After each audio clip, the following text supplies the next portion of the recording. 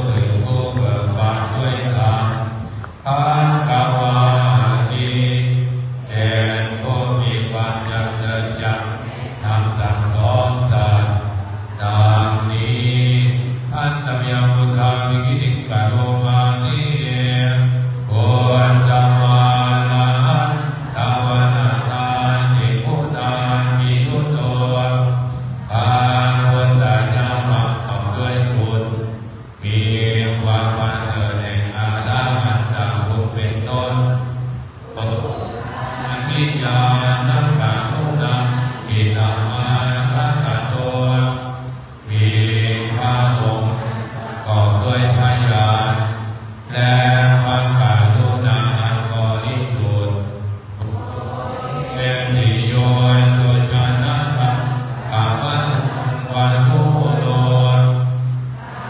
องค์ใดองค์การทำยศยิ่งยิ่งให้เบิกบานโดยนาจิตตั้งตัวให้บานวันดามา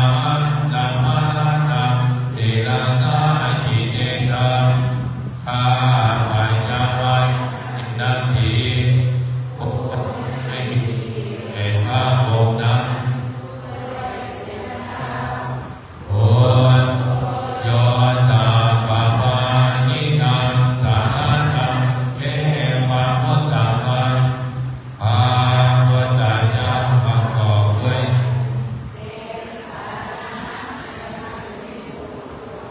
สัตว์ทั้งหลายปาธรรมานุสตินานังวันตามิตังติเลนะข้าพเจ้าไหว้พระพุทธเจ้าพระองค์นั้น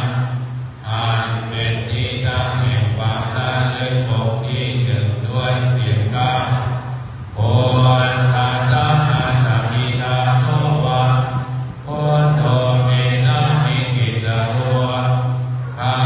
พเจ้าเป็นทานของพระพุทธเจ้าพระพุทธเจ้าเป็นนามีอิสระเหนือข้าพเจ้าโอนโตตุกาตะกาตาจักพิธานาไตตัตเมพระพุทธเจ้าเป็นเครื่องกำจัดทุกข์และทรงไว้ซึ่งประโยชน์แก่ข้าพเจ้าโอนตัสสะปิยาเนมิพิตาจิตังข้าพเจ้ามอบกายถวายชีวิตนี้แด่พระพุทธเจ้าวันตันโนมังจาริตามิโพธาเนวันอุโบนิตังข้า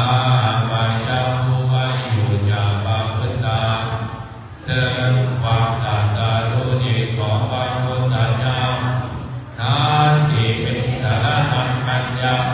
พุทโธเมสารนังพลังสารานะอื่นของข้าพเจ้าไม่มีพระพุทธเจ้าเป็นสารานะอันประเสริฐของข้าพเจ้าเอเตนะตาธรรมเทนะวัตยาตานุสันตเนด้วยการกล่าวคำตรัสนี้ข้าพเจ้าพึงเจริญในวัด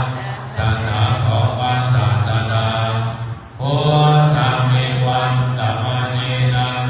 ยาวุญญปนุดาหิตาข้าพเจ้าผู้ไว้อยู่ซึ่งพระพุทธเจ้าได้ผลหวายผลใดในบัดนี้ตาลายามิมายิทุกตัจจะเตนะตาอันตรายทั้งปวงอย่าได้มีแก่ข้าพเจ้าด้วยเหตุแห่งบุญนั้นกายเยนะวาจายวะเจตสาวาด้วยกายก็ดีด้วยวาจาก็ดีด้วยใจก็ดีพุทเทปุกัมมังตัตตังมยายังกรรมหน้าที่เดียนันใดที่ข้าพเจ้ากระทำแล้วในพระพุทธเจ้าพุทโธปฏิคันนะตัวเท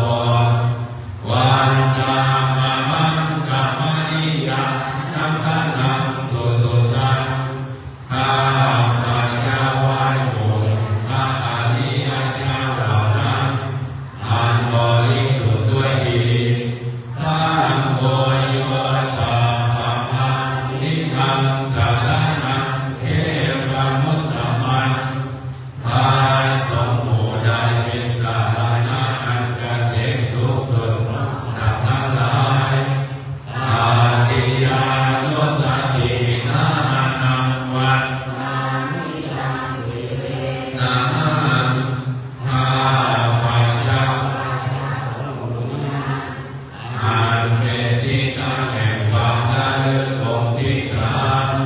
ด้วยเสียงดังสังฆาสหัสมิกาโสสังโฆเกสามิกิสโลข้าพระเจ้าเป็นทัพของพระสงฆ์มาทรงเป็นนายมีอิสระเหนือข้าพเจ้าสังโฆตุภาสังฆาจาวิลานาจาริกาสเมมาทรงเป็นเครื่องกำจัดทุกข์และทรงไว้ซึ่งประโยชน์แก่ข้าพเจ้าสัพพะสานังปิยาเนมิสัพเพนาทีนิยาติกังข้าพเจ้ามอบการถวายชีวิตนี้แด่พระสงฆ์วันนันโตวันจนิสามิสัพพะโสปริวันนตังข้าพเจ้าผู้ไร้อาวุธตาซึ่งความปฏิบัติดีของพระสงฆ์นาทิเมสารนังอัญญังสังโฆเมสารนังวรังสารณะอื่นของข้าพเจ้าไม่มีพระสงฆ์เป็นสารณะอันประเสริฐของข้าพเจ้าเอนะสัจวัจเจนะวัตยังสัตตุสังสเนด้วยการกล่าวคำสัตย์นี้ข้าพเจ้าพึงเจริญในพระศาสนาของพระศาสดาสัมมาเมวันธรรมเมนะยะปุญญปัสสุตังอิทังข้าพเจ้าผู้ไว้อยู่ซึ่งพระสงฆ์ได้หวนขวายบุญใดในวันนี้สาเมปิอันตรายาเมมาเยสุตัสสะเตจะสาอันตรายทั้งปวงอย่าได้มีแก่ข้าพเจ้าด้วยเหตุแห่งบุญนั้นกายเยนะวัจจะวัจเจตสังวาด้วยกายก็ดีด้วยวาจาก็ดีด้วยใจก็ดีสร้างเหตุอุกรรมวันจะกันทำไม่ยังกรรมนั้นที่เกียรติใดที่ข้าพเจ้ากระทำในพระสงฆ์สร้างโภปฏิกันนตุอัตยันตังขอทรงสมบูรณ์ซึ่งตัวร่วมเกิดนั้นตานันตะเลสัมปิตุมาสัมเพเพื่อการสำรวมระวังในพระสงฆ์ในทางต่อไปอัตตะเวอติธรรมเวกตาปาทังวรามาติเออาจามายาปัญจเวทิตาวายังปาลิกุตายาวาเทวานิคัตตาปริลาตายะโอนัสสะปริลาตายะดัสสะมะกัสสะวะตาธรรมสิริจัมสัมปัสสะนะปริลาตายะยาวาเทวะหิริโกมินาปฏิชาลนันทัง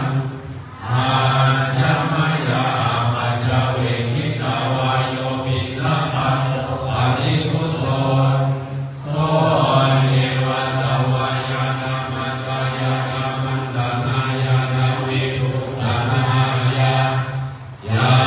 วะเทวะอิมัสสะกายะสัตถิติยายาปัญญายาวิหิสุปาลัตติยาปัมมจาริยานุกามายาอิติปุรามันจาเวนะนัมปฏิหังคามินะวันจาเวนะนัมนาอุปาเดสามิยาตาลาจาเวปวิสัตติอานาวัจจตาสุวิหาโลจาติอาณามายาปัจจเวคิตาวายเสนาสนังปาลิพุตตังทางยาวะเทวสิตัสสะปริฆาตายะโอนัสสะปริฆาตายะตัสสะมะกัสสะวะตะตะปะสิริสัมปัสสัมปัสสะนังปริฆาตายะยาวะเทวะอุตุปานิสัยวิโนตังนังปฏิสัมลานาลามันทังอา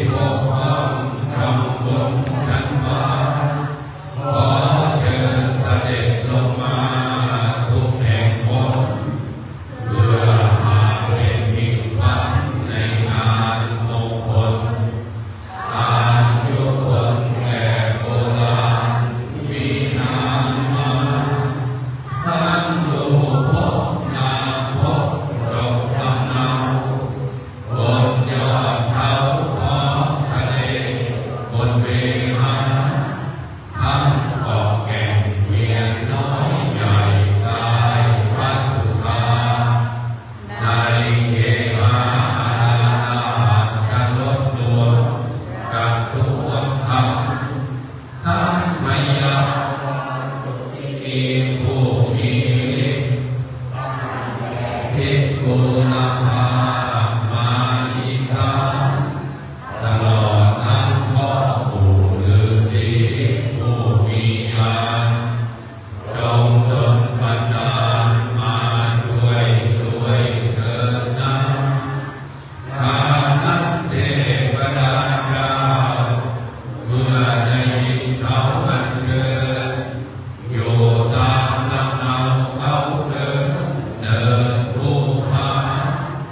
ทางไปเสด็จลงแล้วลงมา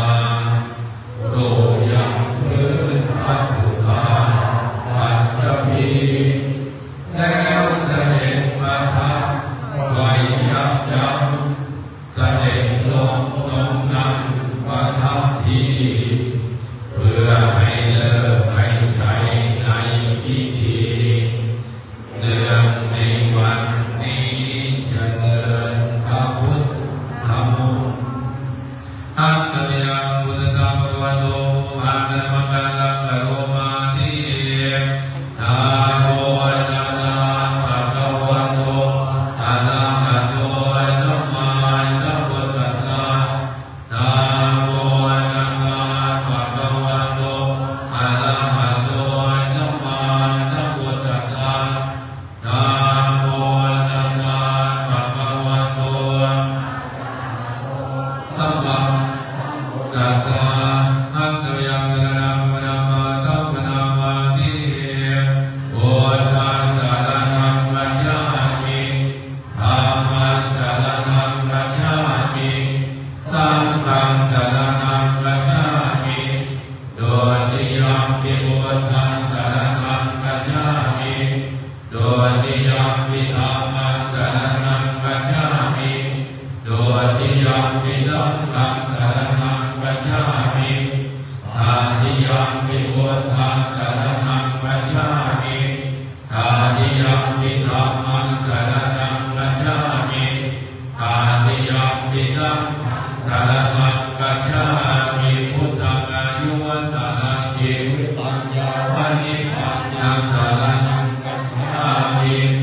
ธัมมังอายุวัฒนะชีวิตังยาวนิพพานังสรณังกัจฉามิสังฆังอายุวัฒนะชีวิตังยาวนิพพานังสรณังกัจฉามิโดยที่ยังมีพุทธังอายุวัฒนะชีวิตังยาวนิพพานังสรณังกัจฉามิโดยที่ยังมีธัมมังอายุวัฒนะชีวิตังยาวนิพพานังสรณังกัจฉามิโดยที่ยังมีสังฆังอายุวัฒนะชีวิตังยาวนิพพานังสรณังกัจฉามิตาติยัมปิพุทธังอายุวัฒนะชีวิตังยาวนิพพานังสรณังกัจฉามิตาติยัมปิธัมมังอายุวัฒนะชีวิตังยาวนิพพานังสรณังกัจฉามิตาติยัมปิสังฆังอายุวัฒนะชีวิตังยาวนิพพานังสรณังกัจฉามินาทิเมสรณังอัญญังบุตโตเมสรณังวรังเอเตนะสะจวัจเจนะโสติเตโหตุสัพพะทานาทิเมสรณังอัญญังธัมโมเมสรณังวรังเอเตนะสะจวัจเจนะโสติเตโหตุสัพพะทานา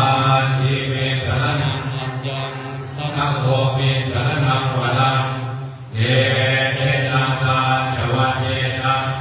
โสติเตโหตุสัพพะทามหาการุณิโกนาโตอาทายาสัพพะมานินังโอเอตวะปะตมิสัพพะปัตโตสัมโพธิมุตตมังเอเตนะสะจวัจเจนะมาโหตุสัพพะตวะมหาการุณิโกนาโตหิตายาสัพพะมานินังโอเอตวะปะตมิสัพพะปัตโตสัมโพธิมุตตมังเอเตนะสะจวัจเจนะมาโหตุสัพพะตวะมหาการุณิโกนาโต ยัสสะปปานินังโว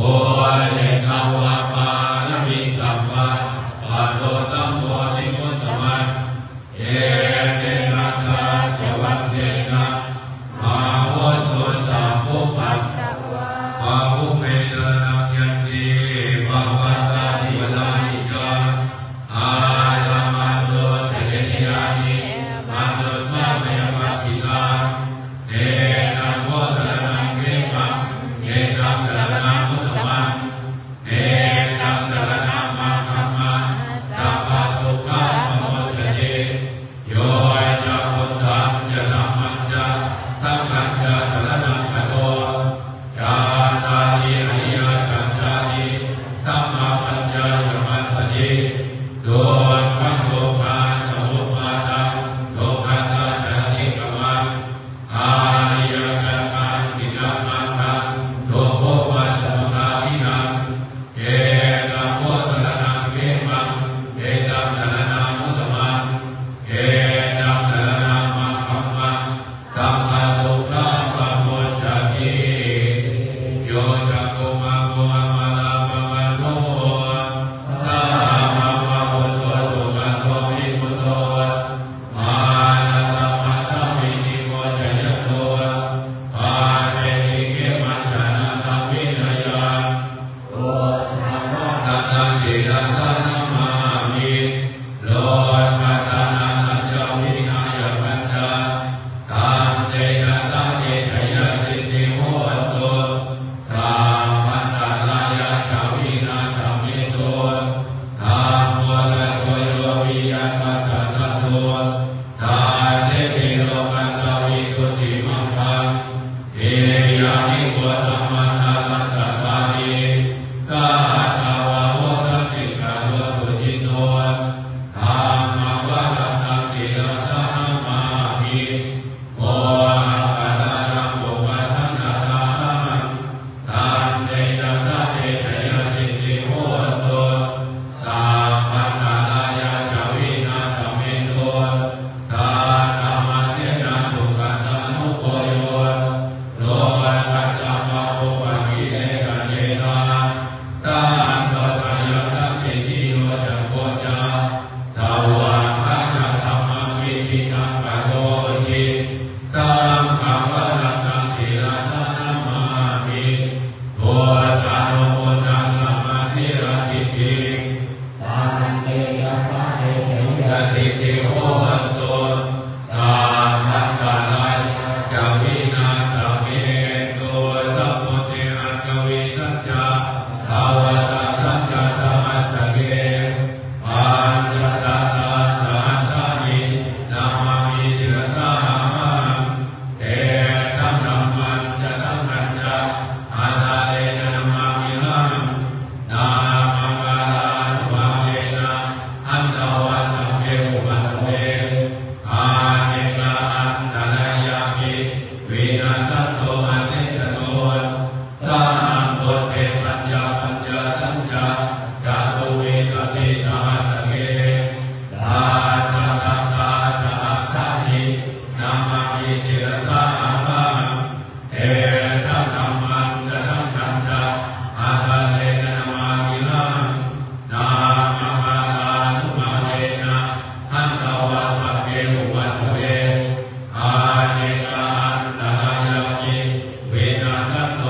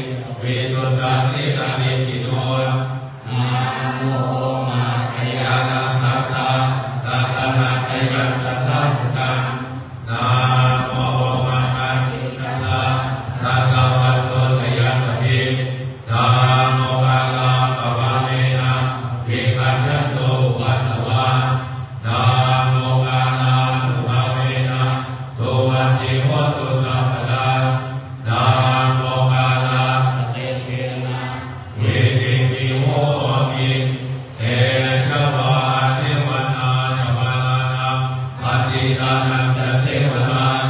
โอจะจะโอจะนิยานังเอตัมมังกะมุตตมังปาเตโลปาเตสวัสโตจะ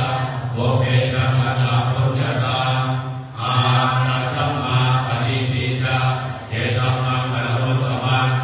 ปาโรตัญญังจะสิปัญญาวินัยโยจะสิกิโตโสปฏิตาจะยาวาจาเอตัมมังกะมุตตมังมาชาภิโตอุปัฏฐานังโอตานาลังกสังฆโวอานังโอลาจะกัมมันตาเอตัมมังกะมุตตมังดานันจะธรรมัญญยัญจะยะตักกะอัญจะสังฆโวอานาวัชฌานิกัมมานิเอตัมมังกะมุตตมังอาลาติโกติกาปามัชฌะปานาจะสัจโมอาปามาโตจะธัมเมโตเอตัมมังกะมุตตมังกาลาโวจาติวัตโตจะสัตโตติจะปะทายุตากาเลนะธรรมันโตนังเอตัมมังกะมุตตมังทันติยะโตวัจจตตาสัมมานานันจะลักษณังกาเลนะธรรมันสังฆังเอตัมมังกะมุตตมังทาโกจะปะมัจจริยัญจะอาริยสัจจาลักษณังเดมานาสาติยัญจะเอตัมมังกะมุตตมังโวตัสสะโตปะธัมเมหิอิตังยัตตานะกัมปะเทอาโสกังเวรยังเกตังเอตัมมังกะมุตตมังเอนานิสานิกัลวานะสัพพัตตมังปะราชิตาสัพพัตตะโสติกัจจันติตันเตสัมมังกะลามุตตังยะกิจิวินังอินวาอุลวันลายเกตุวายังรัตนังปริตังนาโนสัมมังอติตะสัพพะเทนะเยนะภิกขุเตรัตนังปริตังเอเตนะสัจเจนะสุวัตติโหตุกายวิราคะนามัตตังปริตังยาตะธัมมะสัพพยมุนิสัมมาหิโตนาเตนะธัมเมนะสัมมัตติกินติเยนะภิธัมเมรัตนังปริตังเอเตนะสัจเจนะสุวัตติโหตุยามพุทธเสโตปะนิวันนะเยสุติสามาธิมานัตตานิกัญญมาโหสามาธินาเตนะสัมโมนาวิจติเยนะภิธัมเมรัตนังปริตังเอเตนะสัจเจนะสุวัตติโหตุเยปุกาลาอัตตะสัตตังกัสสัทธาญาณานิเอตานิยุกานิโหติเอตปินยาสุปตัสสะสาวกาเยเตสุอินนานิมหาปลานิเยนะมิสังเขรัตนังปฏิตังเอเตนะสัจเจนะสุวัตติโหตุเยสุปยุตตานานาสัตถินะเนกามิโนโพธัมมัสสะตนะมิเทปฏิปัตตามัตตวิกฤตาลาธามุทานิพุทธิพุทธมานังเยนะมิสังเขรัตนังปฏิตังเอเตนะสัจเจนะสุวัตติโหตุเยนะโหรานังอวังนาติสัมภวังเวรัตติตายะติเกภวัตสมิเอทินาทิชาอวิโรติชันตาเยมติติรายะทายะปะจิโกเยนะมิสังเขรัตนังปฏิตังเอเตนะสัจเจนะสุวัตติโหตุปะนิยมัตตะพุทธเรนะ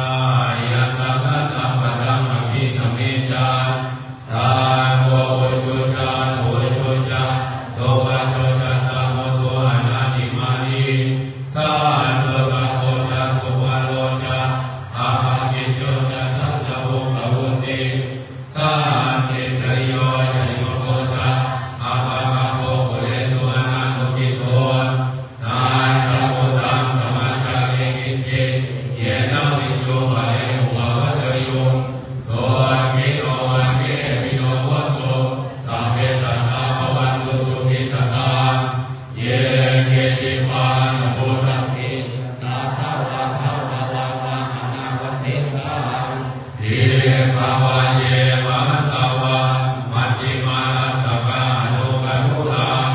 เยตวะเยจาติตาเยจาตุเรมัตเตอวิตุเรโอตาสัมภเวทิวะสัพเพสัตตาภวันตุสุขิตตา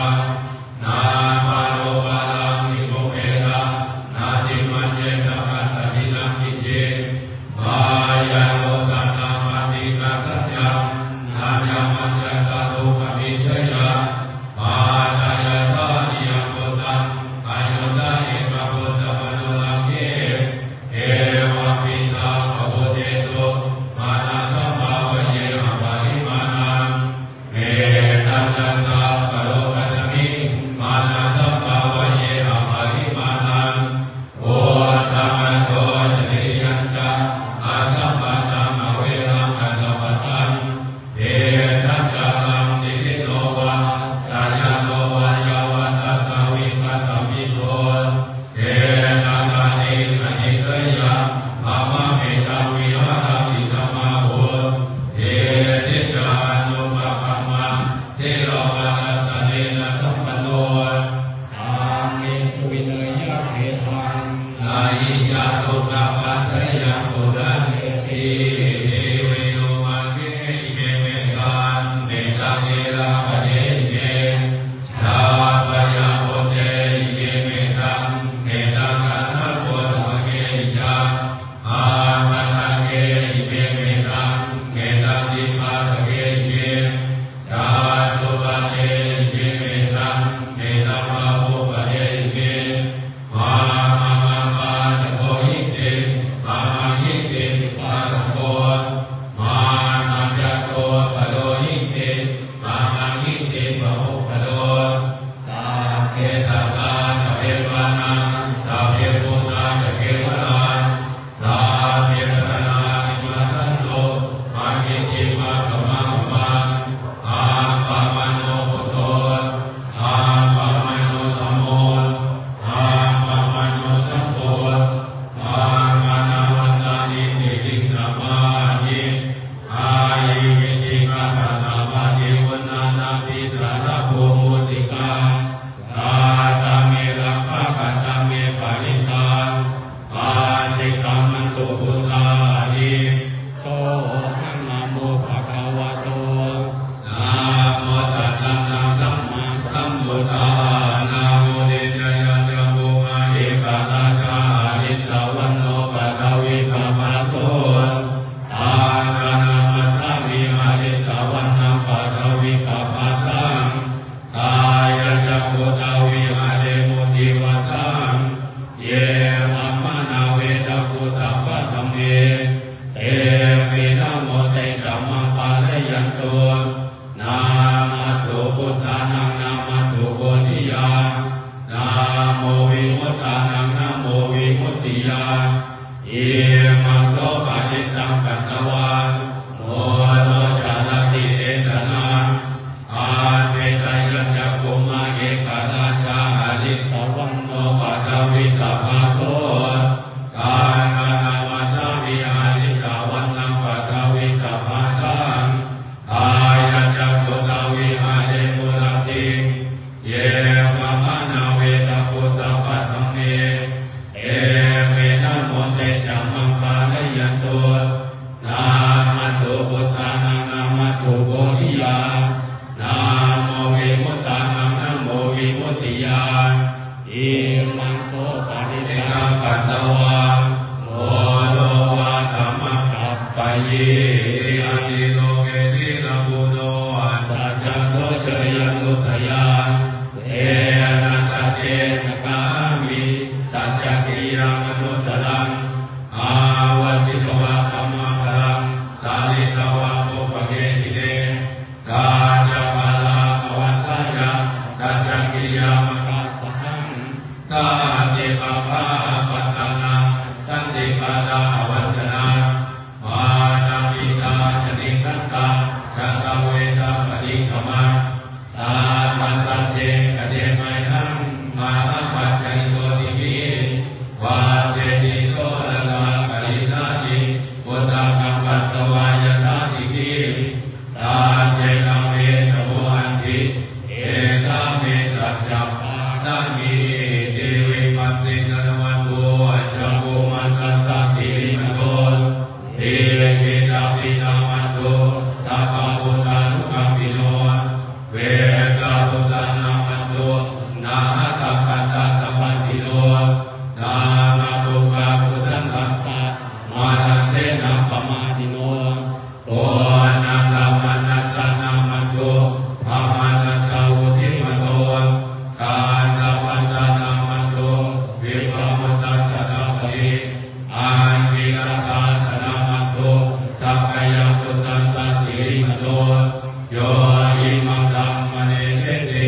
สัพพะลูกะปนุกตังเยจาปิหิพุทธโลเกยังพะโพธังวิปัสสิโยเตทะนาทิสุตังมหันตานิกัสสะนาเยตะเทวามนุสสานังยังนามัสสัมมิโกตมะเวจันตนะสัมปันนังมหันตังวิกัสสะนาเวจันตนะสัมปันนังโกตังวันตังโกตัมมันเตนันติเมตนะนัมมัญญังโกโตเมตนะนัมมะลังเอเนนะกาจวัตเตนะโกโตเตติวัมมะลังนาติเมตนะนัมมัญญังธัมโมเอเนนะกาจวัตเตนะโกโตเตติวัมมะลังนาติเมตนะนัมมัญญังสัมโฆเมตนะนัมมะลังเอเนนะกาจวัตเตนะโกโตเตติวัมมะลังยังกินเยนะนัมโลเกวิจาเจวิวินามุโตลาจานัมบุตตาสมังนันติตัสสะมะโสติภวันตุเตยังกินเยนะนัมโลเกวิจาเจวิวินามุโตลาจานังธัมมาสมังนันติตัสสะมะโสติภวันตุเตยังกินเยนะนัมโลเกวิจาเจวิวินามุโตลาจานังสัมมาสมังนันติตัสสะมะโสติภวันตุเตกังนันตวะมุตตะนังโอตะนังโอตะมังมะลังเยนะเทวามนุสสานังโอตะโสตินังนาสัตโตเมตุภะโลภะสเมตุเตสังกัตตวะธัมมะนังโอตะนังโอตะมังมะลังอานินาโหปัสสะนังธัมมะเตเตนะโสตินังนาสัตโตปะตวะสัพเพอายามุปัสสะเมตุเตสังกัตตวะสังฆะนังโอสัทธะโอตะมังมะลังเตเทนะโสตินังนาสัตโตปะตวะสัพเพโลกาโมปัสสะตุเตสัพพิติโยวิวัชชันโตอัสสัมปะโลโภวินัสสตุอาเนกวันมัตตานาโยสุขิติกายุโกภวะอาวิวัชนตินิตังนิจังวุตตาปัญญายโนจาตาโนธัมมาวัฏฏติอายุวันโนอาลายโนอัมปินิอริยาญาณิยาจาโนนามิจานามิสัจจิจามานังชีวิตาโวโตนาสัจเจนะโสติเทวะโตโสติปัปปัสสะโอจักโมตรินังกาโตธัมมานังวิโยตถาวิริยังเตติปัสสัตติโอจัมมัสสะนะหะเรสามัญโยเปกะโพจัมมัสสัจเจเตสัมมะนาตินานินาสามะนะกะตาอาวินาภวิกตาสามัตติอวิญญาณนิพพานายะจะโพธิยาเอเนนะสาจวัตเตนะโสติเทวะตุสัมปทานสัมมิกมเยนะโตโมกัลลานันจะกัสสวังเกลานิทุกิเตนิสวังโอจังเกจัตตะเดสยิเตจัตตังวินันติตวะโลกาโมจิสุรัตเตเกเนนะสาจวัตเตนะโสติเทวะตุสัมปทานเกกัตตะธัมมะราชามิเกรัมเยนะปิปิโยโยนะเตเรนะนันเยวะอานาเมตวานะสาคลังสาโมนิตวานะปะทะธัมมาโวทาตินะโตเกเนนะสาจวัตเตนะอายินาเตจาวะตาตินัมนัมติปะเยตินังมานะอันตากิเลสวะปัตตานุปาติกัมมะนังเอเนนะสาจวัตโสติเตปะทายันตุนิวิตาภมังคลังโยจามะนะโพธังกุณังสัทธโตอาภะคะวะโตสุนีนังอัตตังนุภาเว ตังอาวมังคลังกะโยจะมันะโมตัสสุนัสสะโตอา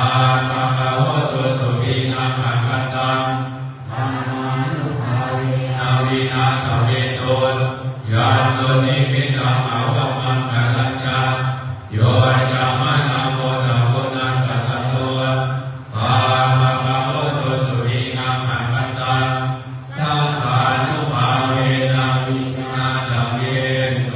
เปิดเป็นหน้า61ของมงคลจักรวาลใหญ่พระพุทธเจ้าย่อสิ่งที่เป็นมงคลอยู่ในโลกนี้อยู่ในบทข้อนี้เพื่อความเป็นสิริมงคลขอให้เรามีอายุมั่นขวัญยืนคนละ100 ปีสาธุเตเรเนเนมานิเนโยชยาเนเนมานิเทมาหาโกนาตามิเทโกนยาติกัตตาตาตาพันตาลายานิวานาลธรรมังกาตะภะคะวะโตอะระหะโตสัมมาสัมพุทธัสสะภะคะวะเตสัมมาปุริสละธานานุภาเวนะติกายันนุภายันชัตตานุภาเวนะโทตะละสัตตมังคาลานุภาเวนะจัปพันนะละสิยานุภาเวนะเกตุมาลานุภาเวนะทัสสะปะละมิตานุภาเวนะสัพพุปะปา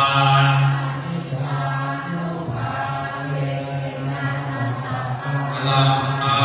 ทัปปาละมิตานุภาเวนะสัมมาทิปัญญานุภาเวนะพุทธา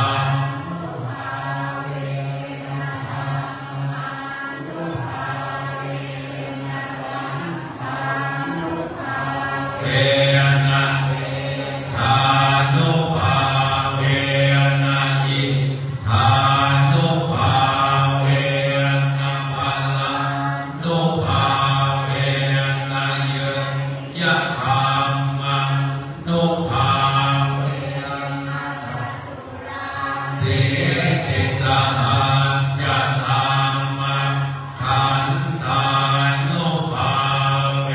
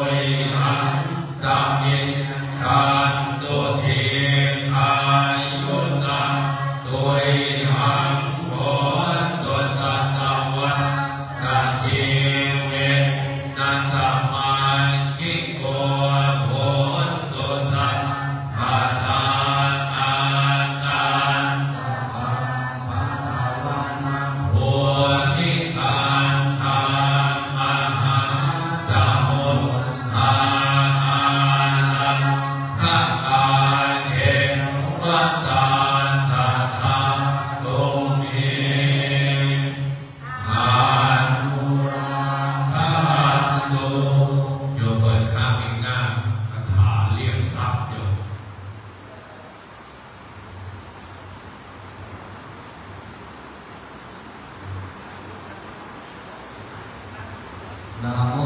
เมพุทธายเยยัสสะนะภะคะยะธัมมิกะเท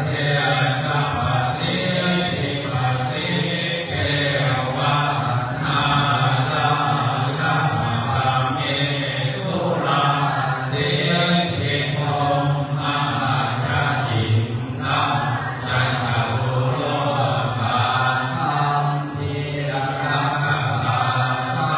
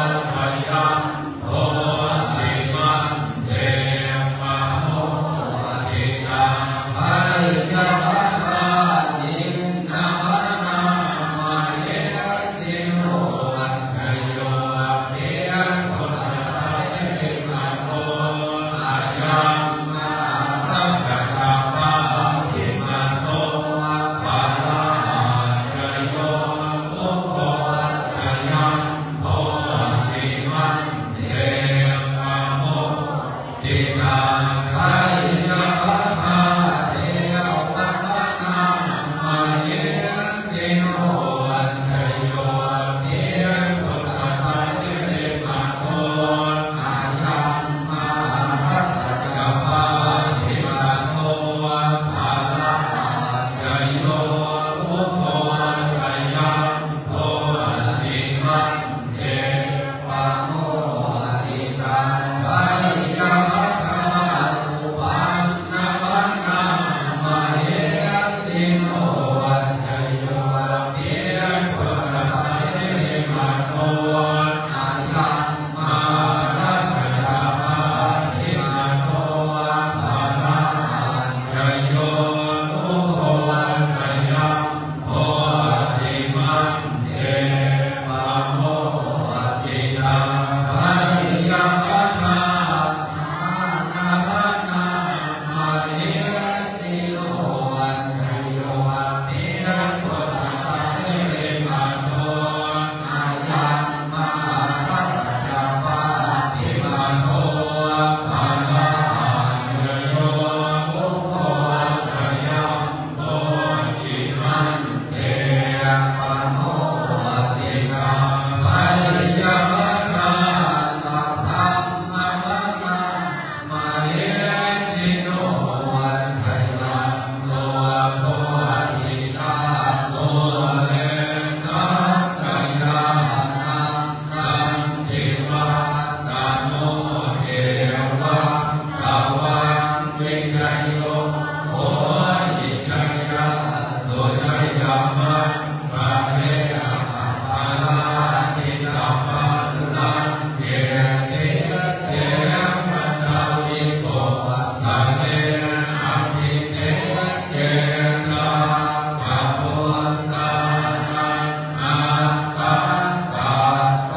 วะปะโมนะติตุนังอาตังสุมังคลังสุปาปาตังสุวัตถินังสุนันโนสุปะโพโตนะสุเยตังพระมัญญาติอุปาทานกินังกายกัมมังวาจากัมมังปัฏฐานกินังภาลังกินังมโนกัมมังปานิทิเตปัฏฐานกินังภาลังกินังนิกาตังวานาพันตังเตปัฏฐานกิเตเตระสังตังสุกิตังวิรุณหาพุทธาสเนอโลกาสุขิตาโหตมะสัมเทหิยาเทียมหิสุนังตัวโกนตัวเยเทวะอัตถมินนาเนอธิกัตถาติอายุกาจะมาโหตัวสุขิตาโหตัวสัพพตา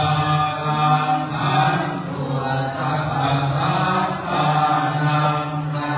ขันตัวจิตาสาสนังยานาทิปันตนาเมสังสัพเพปุเรนตุสังโฆรัตถายุปกาเรปวาสันตุวาสังวาสาวานาหาโลกาตุภาตวาเทสังนิวาเรตุยัสสะภะคะกายสุขังอิติสุขังอนั